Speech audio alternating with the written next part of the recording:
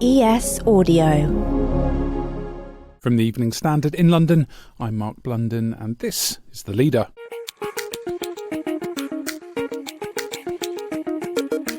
With winter coming and everyone's anxiety around rocketing fuel bills, is it possible to save a few pounds on our energy costs without breaking the bank?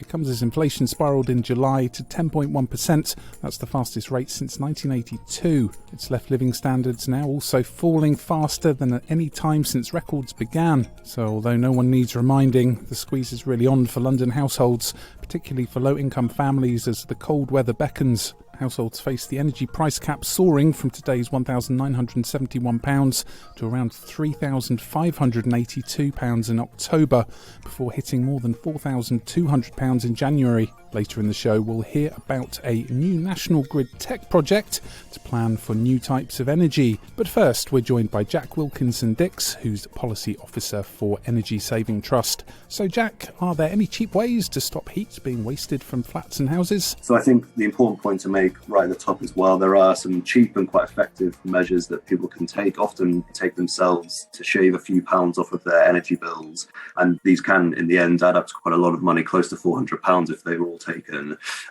What we're facing in terms of energy bill rises now and in the near future can't be completely mitigated by some of these cheaper measures. We really do need quite robust government support in the near term. Having said that, there are measures that people can take. And so there are lots of do-it-yourself draft-proofing measures that can actually save quite a lot of money and can pay for themselves in just a few months in some cases. So things like making sure that unwanted drafts are sealed up around doors and windows, fitting insulation to exposed pipes and to water tanks. These are all relatively inexpensive, easy to do measures that can save quite a lot of money. Going down the sort of more professional draft proofing route, which costs a little bit more, will save more.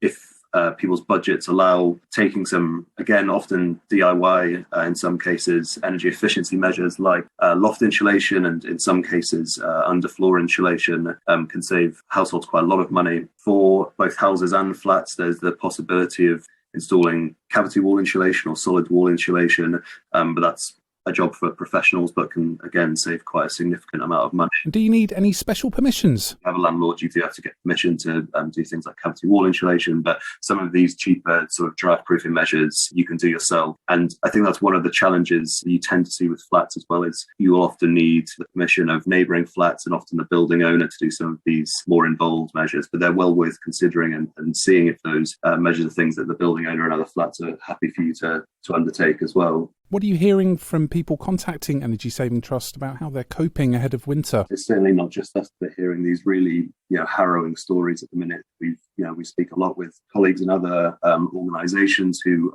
engage directly as well, and some of the stories you're hearing are absolutely awful. People choosing between heating and eating and heating their homes and using transportation to get to work and to enjoy the things that they have a right to enjoy in their lives. There are a lot of people who have cut back absolutely everything that they possibly can. That's also a really important point to make as well, is that while for many households there are things that they can be doing to again shave a few pounds off, running their boilers at slightly lower temperature, their thermostat turned down a few notches. For many households, millions of households, they've already cut back absolutely everything they can, and there's just nowhere else to go. And so, we are hearing awful stories, and we're getting a lot of extra calls to the advice services that we help to deliver in the devolved nation. So, it's getting quite dire out there, absolutely.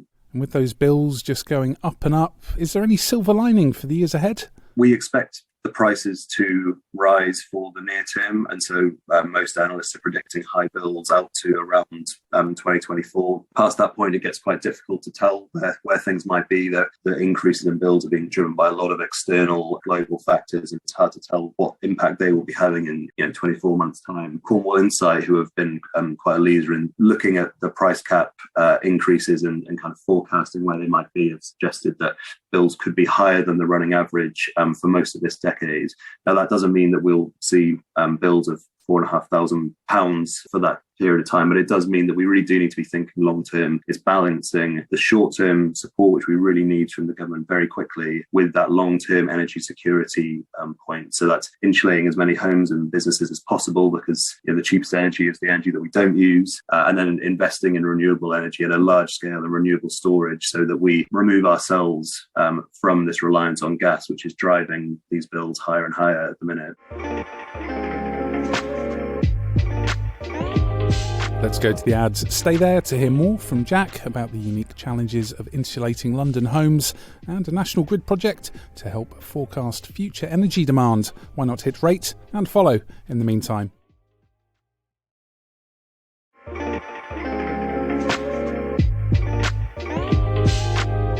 Welcome back.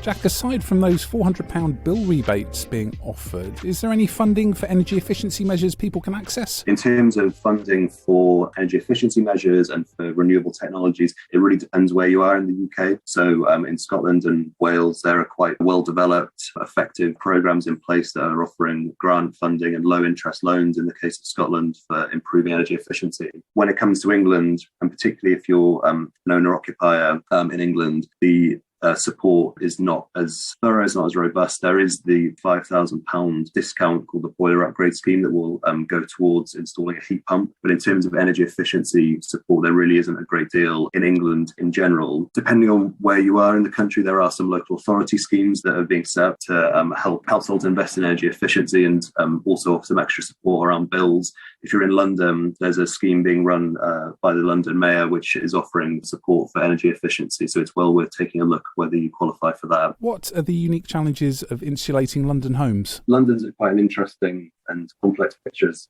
you'd imagine. So there are a really high proportion of older homes which are more challenging to treat, often more expensive to improve. But 8 of the 10 local authorities that have the most efficient housing in the UK are also based in London. And those local authorities tend to be areas where there are a higher proportion of newer build properties. So it's hard to paint a sort of London-wide picture. But in general, harder to treat homes that are solid walls, so sort of pre-1930 homes, are more challenging to treat. They can be treated, but it often takes some specialist interventions and solid wall insulation, which can be relatively expensive. One potential positive opportunity in London is because there are so many terraced houses and streets of quite similar housing, there's lots of opportunities to take a sort of street by street area based approach. And we know from where this has been undertaken in other parts of the UK, it can really bring down costs, can really improve energy efficiency, can be really effective. And there's a great scheme that's soon to be launched in Glasgow that OVO and the environmental charity Hubbub are looking to set up, where they're identifying streets in Glasgow now to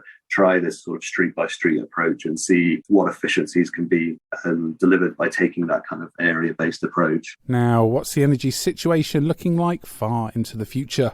We spoke to David Wilson, Australia-based Chief Executive of Energy Exemplar, a tech company helping National Grid shape its energy transition.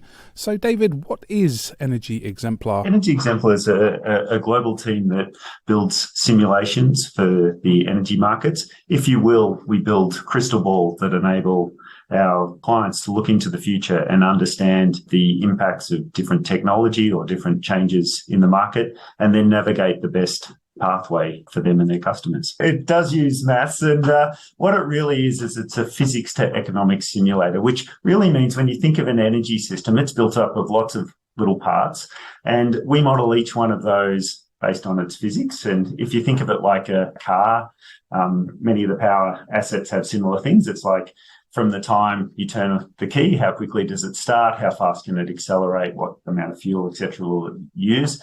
And they're all kind of physics. And if you understand the cost of the fuel and the cost of maintenance, you now can build a economics model of that car. And the same in the energy industry. We can look at different generation technologies and what their economics are, different storage, different transmission, different usage patterns, and we can model all of those using maths to represent it, and effectively build a digital or maths representation of the energy system, and then use that to understand future implications or different options that the people have. What does the future hold in terms of alternative energy sources? It's the integration of renewables, which are now the cheapest form of energy in the globe, storage, which didn't exist several years ago, and understanding the impact of future technologies, be they hydrogen or other things that are coming into the system, and at the same time meeting regulatory objectives or policy objectives of reducing emissions. And how's your company working with National Grid on this? We'll provide them our tool suite, which is called Plexus, and it's really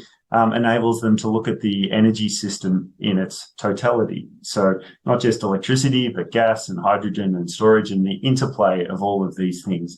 And so when you look at the system at a very big level, you get to understand all the options and flexibility that it has. So in the past, tend to look at smaller parts of the system. This enables to take a much bigger picture. And we're going to help National Grid in two specific ways.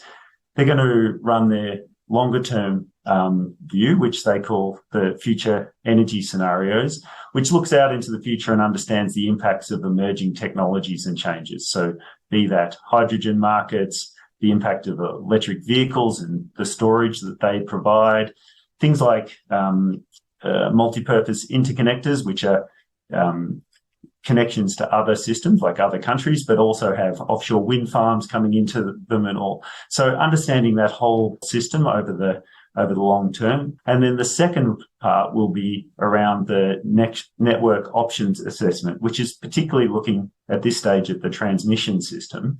And it looks every year at the next 20-year horizon and at which transmission assets should be built and how do you pick the optimal ones and make sure you're investing your money to enable the lowest cost of energy into the future. How do your energy simulations work? We build a computer simulation of the entire network, but to give you a scale, a similar understanding, we do similar work with the Australian energy operator, and they run several thousand scenarios a month, and it takes around 1 million compute hours a month to understand the Australian network, and I think it will be similar when we've completed the UK system. So it's extensive amounts of compute to explore all these future scenarios and understand the implication. They use this type of simulation to run many thousands of scenarios around what could happen in the grid in the future, and then understand where the potential points of weaknesses are and reinforce them so that there's much less chance of those type of doomsday scenarios, if you will, playing out. So it's more around avoiding them than handling them in the moment.